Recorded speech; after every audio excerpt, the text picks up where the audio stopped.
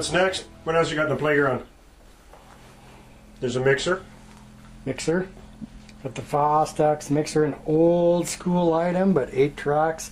Blend in any sort of instruments that you want. A couple of keyboards. I have another third one on the floor. Mic anything through the board. Goes right into the recording unit, which is the BR900 CD by Boss. So you've got 64 virtual tracks. You can boil down into 8 tracks of recording. You can bounce tracks. You can really do as many tracks as you want, depending on if you're comfortable with bouncing or not.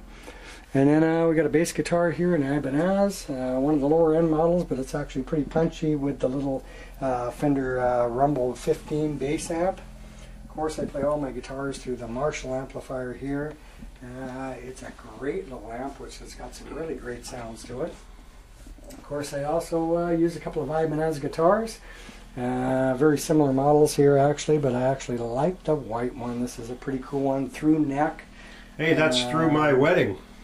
Yes, I bought that for your wedding, Nick, for me to play at it. And it's a guitar I fell in love with ever since then. Still use my old rolling guitar, although I broke a string just the other day, so it shows I am playing. Got my own little monitor system here, a number of different amps here to record different instruments for. I use the Jazz Chorus for the keyboards, of course, mic that amp. And so they know it is Buddy that's on film here. That little Buddy right This is your harmony when required. He's my little buddy. He listens to everything I play, don't you, bud? You just want to be on camera. I know you. And one of the cheapest handheld keyboard controllers is the SHS10. You cannot find these anymore unless you look on eBay real close. But it actually has a MIDI out, so you can put it through any MIDI sound gear whatsoever.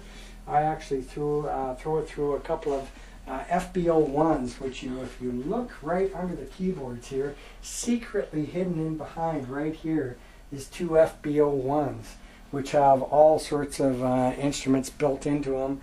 So I can actually MIDI into it and do strings, percussion instruments, winds, clarinets, horns, you name it.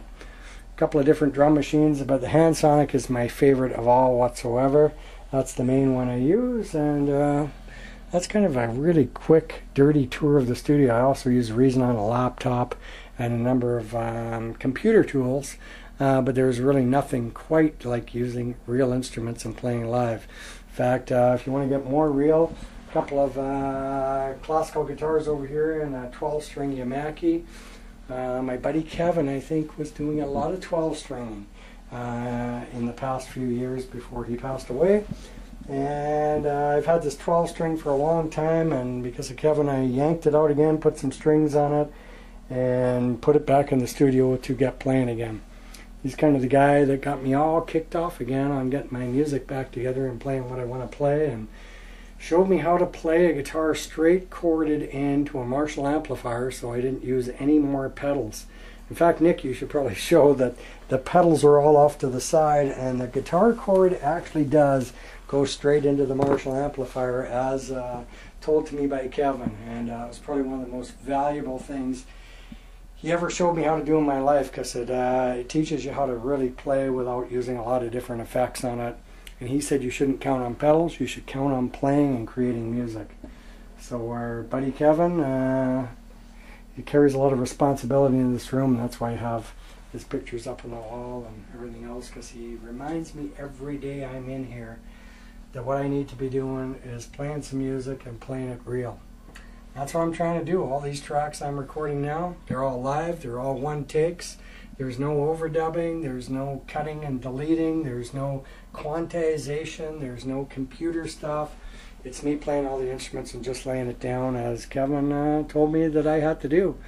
And I think you heard the recording on the voicemail that day that he liked what I was doing, so I'm going to continue on and do a lot more tracks. So here's to you, Kev.